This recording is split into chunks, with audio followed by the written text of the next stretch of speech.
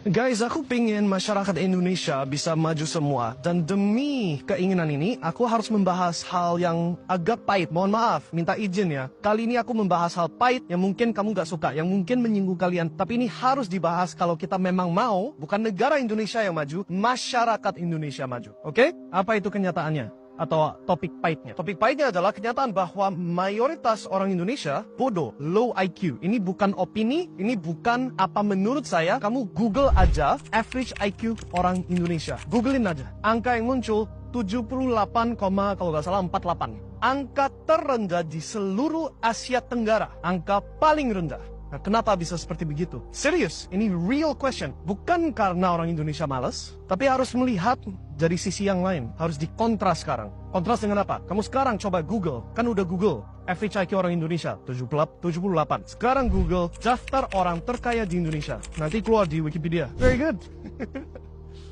Nanti keluar daftar orang terkaya di Indonesia di Wikipedia. Kamu cek kategorinya apa saja. Mereka kaya dari sumber mana? Ada yang kaya dari natural resources. Ada yang kaya dari minyak, dari kelapa sawit. Ada yang kaya dari macam-macam. Hampir semua, gak semua, tapi lebih dari 50% kaya dari sumber alam. Betul gak? Right? Kaya dari sumber alam. Yang artinya, apa itu modalnya? Ambil barang dari sumber alam. Ya tinggal ambil. Ambil besi dari tanah. Ambil emas dari Freeport dari tanah. Ambil ikan dari laut. Ambil batu bara dari tanah. Gak ada inovasinya. You lihat ke daftar orang kaya-kaya di Amerika, semua inovasi sesuatu teknologi. Elon Musk, si SpaceX, Tesla, si Steve Jobs, iPhone, semua ini teknologi, sesuatu hal yang you harus mikir, harus desain, harus, ada proses yang kompleks, and then yes, you jadi kaya. Di Indonesia gak perlu kompleks, tinggal ambil dari tanah jual. Tapi hasil penjualannya masuk ke tangan hanya beberapa orang minoritas, bukan mayoritas, bukan ke masyarakat. Nah, gimana caranya bisa meneruskan itu? Pastikan orang Indonesia bodoh, betul gak?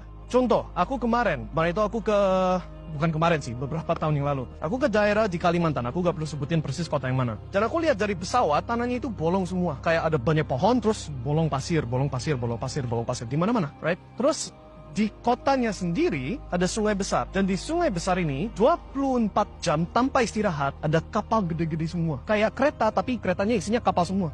Dan di setiap kapal tumpukan 3 gunung batu bara, right? Tumpukan 3 gunung batu bara, non-stop 24 jam. Dan semua batu bara ini, semua hasil penjualan batu bara ini yang dijual kemana-mana, ke Cina, ke I don't know where exactly, tapi pastinya ke orang yang bukan Indonesia, larinya ke satu orang. Orang lokalnya tahu siapa itu orangnya. Rumahnya gede, kontrol semuanya, right? One person. How do they do that? Ya pastikan masyarakat bodoh. Sehingga gak pernah mikirin bahwa kekayaan dari tanah dan sumber alam Indonesia boleh diambil cuma beberapa orang saja. Kamu lihat ke negara seperti Qatar, lihat ke negara seperti Saudi Arabia, kekayaan minyak dari negara tersebut dibagi, ya seberapa adil subjektif. Tapi lihat Ferrari dan Lamborghini di pinggir jalan umum, betul gak? Orang Arab terkenal kaya-kaya semua, betul gak? Terus kenapa orang Indonesia gak rata-rata kaya semua? Ada 300 juta jiwa. Nah, ada argumen, karena saking banyak penduduknya gak bisa bagi segitu banyak.